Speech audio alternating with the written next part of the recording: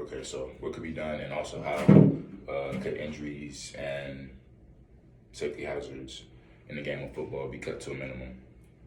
Um, there are many different injuries, resulting from the game of football, such as concussions, broken bones, torn muscles, ligaments, anything that requires surgeries from, tiny little ankle sprains.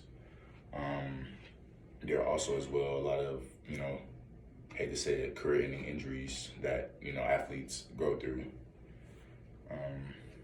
I feel like there's no secret. Football is one of the most dangerous games, but it must be made safer for the athletes.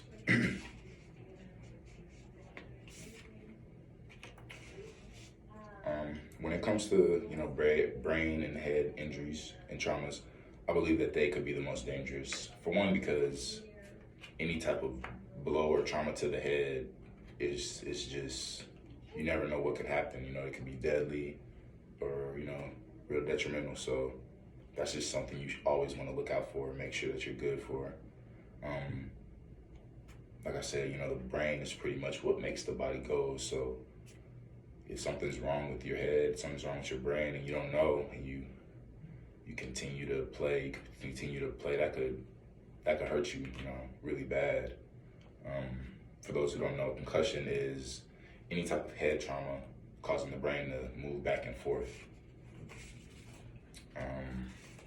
One of the most known conditions, brain conditions that comes with concussions is CTE.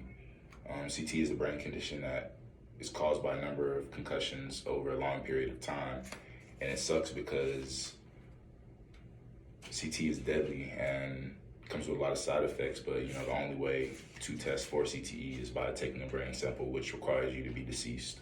So you won't even know if you have it until you're gone. I feel like there are many ways we can reduce injuries, not by making the game soft, by implementing better rules and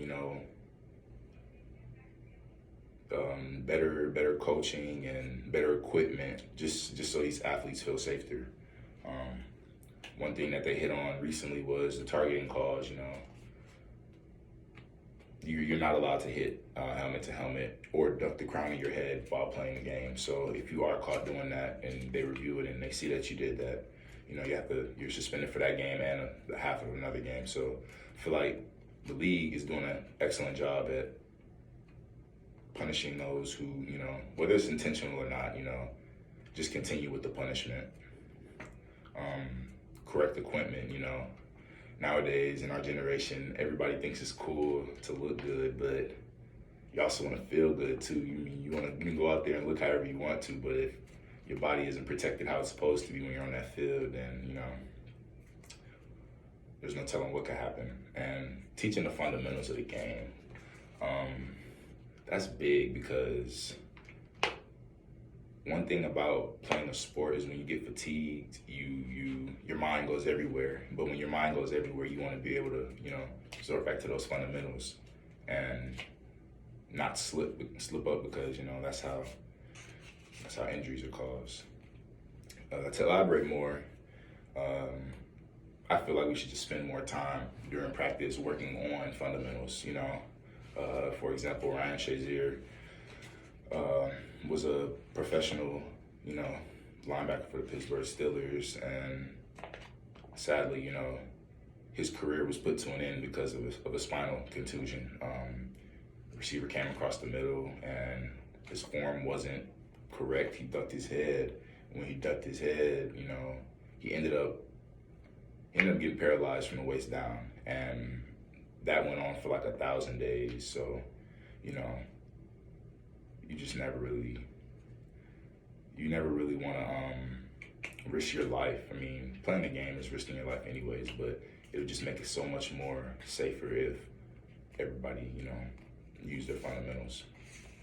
So to pretty much sum everything up, the game of football is definitely one of the most dangerous sports played, and it's no debate. Many athletes are injured because of incorrect techniques, and that's an easy fix, but it's up to us and the coaches. Yeah, thank you for listening to my speech.